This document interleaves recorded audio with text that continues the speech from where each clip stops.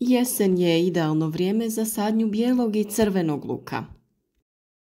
Kao i za ostale povrtlarske kulture, i kod njih postoji mnoštvo bolesti i štetnika koje ih napadaju i uništavaju. Osim obrade i pripreme zemljišta, potrebno je pripremiti sadni materijal. Pored toga što se bijeli luk odlikuje brzim klijanjem i rastom, on je također izložen napadu štetnika i pojavi raznih bolesti. Kako bi se spriječila pojava zaraza, kao i propadanje mladih biljaka, neophodno je obaviti dezinfekciju sadnog materijala. Danas govorimo o tome kako aktivirati lukovice i postići da ujednačeno niknu. Koju otopinu koristiti protiv lukove muhe. Na našem kanalu potražite mnoštvo zanimljivih tema koje prate sve važne korake u uspješnoj proizvodnji voća i povrća. Najbolje što možete učiniti jeste tretirati lukovice prije sadnje. Najčešća oboljenja ovog omiljenog povrća je plamenjača, hrđa i trulež, a od štetnika broj 1 je lukova muha. Kako bi osigurali ujednačeno nicanje, lukovice je potrebno pripremiti i namočiti da se aktiviraju. Prije sadnje potreban je odabir i termička obrada. Obavite vizualni pregled i odstranite sve one koje su oštećene, suviše male, lomljive, sa nekim simptomima bolesti ili deformisane. One ne smiju biti smežurane jer se luk hrani hranjivim tvarima iz lukovice prije nego što se dobro ukorijeni i niknu listovi koji vrše fotosintezu. Također je dobro sortirati ih po veličini. Naime, ako su različite veličine, dolazi do neujednačenog klijanja i rasta, što za sobom povlači zahtjevniju brigu oko usjeva. Ako lukovice imaju gornji sloj takav da se može oguliti, to i učinite da vidite u kakvom su stanju ispod tog suhog sloja.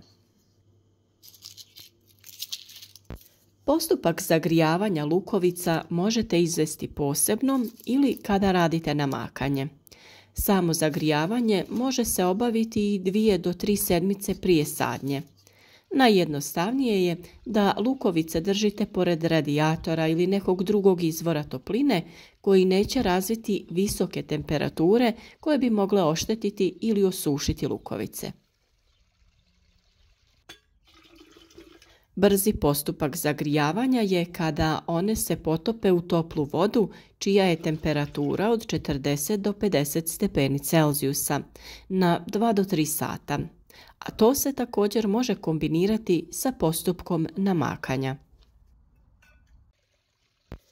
Postoje razne tehnike namakanja luka.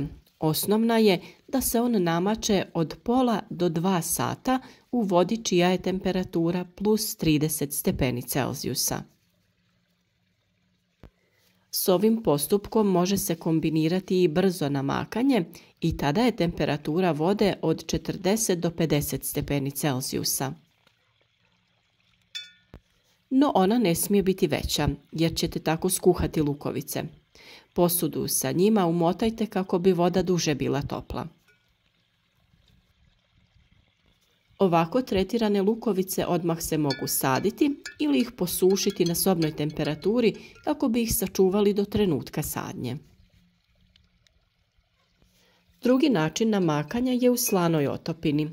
Tako istovremeno namačemo lukovice i štitimo ih od napada štetnika, prvenstveno lukove muhe. Otopina se priprema tako što se u 1 litru tople vode, temperature od 40 do 50 stepeni Celzijusa, doda 1 kašika soli i sve dobro izmiješa. U toj otopini lukovice držimo najviše pola sata. Kako bi poboljšali djelovanje, sadni materijal je dobro 2 sata potopiti u vodu prije potapanja u slanu otopinu. Tokom skladištenja lučice i lukovice se isuše i potrebno ih je kratko nakvasiti kako bi bolje upile sol. Nakon ta 2 sata natapanja u običnoj vodi ide njihovo potapanje u slanu vodu. Nakon toga trebalo bi ih 3 do 4 puta isprati u čistoj vodi. Za dezinfekciju može vam poslužiti morska ili kuhinska sol. Otopina soli može pomoći u zaštiti sadnog materijala od štetnika. Posebno efikasan pokazao se u slučaju lukove muhe, tripsa, grinja i nematoda. Sol se inače teško ispire iz zemljišta i dugo negativno djeluje na njegovu kvalitetu. Najgora varijanta upotrebe soli je posipanje gredica na kojoj se uzgaja luk. Uvijek je bolja opcija da se koristi ova slana otopina i to samo jednom tokom vegetacije.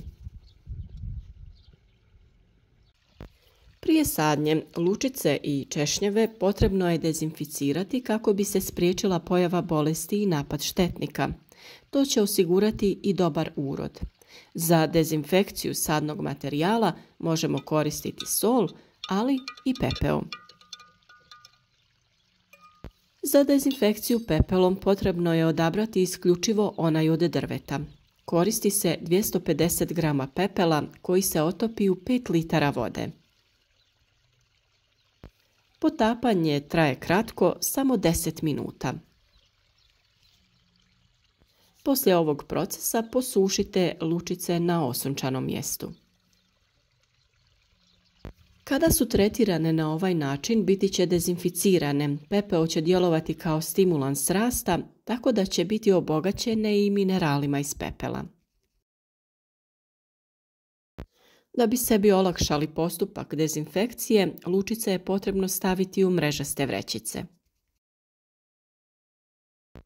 O sastavu i dobrobitima pepela smo već govorili, a kod uzgoja luka ističe se to kako djeluje na sam uzgoj, njegovu kvalitetu, zdravlje glavica i ukupne prinose.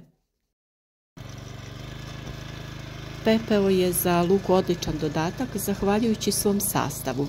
Sadrži mnogo minerala i drugih korisnih tvari.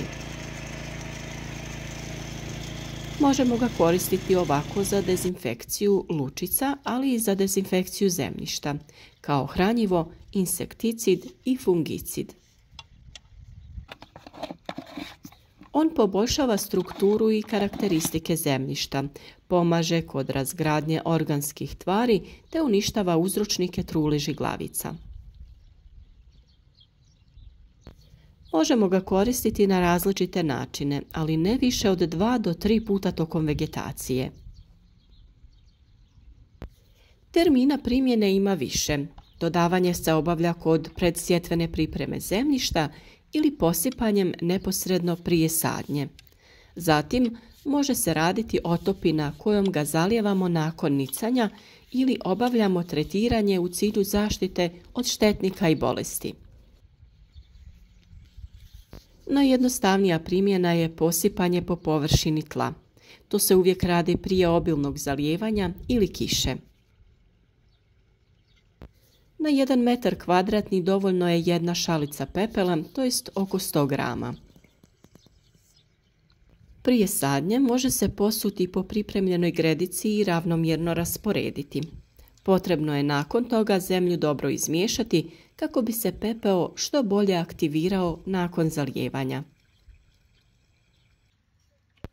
Još jedna mogućnost je da pripremite otopinu za zalijevanje. Za pripremu ove otopine potrebno je 250 grama pepela koji se otopi u 10 litara vode. Sve se dobro promiješa i ostavi na sobnoj temperaturi sljedeća 3 dana.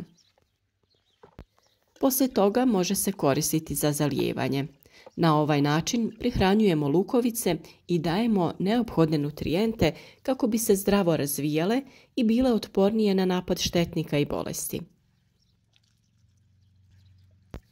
Vrlo je važno pravilno odraditi pripremu sadnog materijala kako bi cjelokupni uzgoj bio što uspješniji. Većina nas traži prirodne načine zaštite i prihrane biljaka, a pepeo je upravo jedna lako dostupna, a vrlo učinkovita metoda. Pratite naš rad u narednom periodu jer ćemo sve potrebne korake u uzgoju svih biljaka u vrtu podijeliti sa vama na vrijeme. Naš rad podržite sa like, a video podijelite na vašim društvenim mrežama kako bi i drugi imali koristi od naših savjeta. Na našem kanalu potražite mnoštvo zanimljivih tema i uzgajajte biljke za vlastite potrebe kako bi mislili na svoje zdravlje.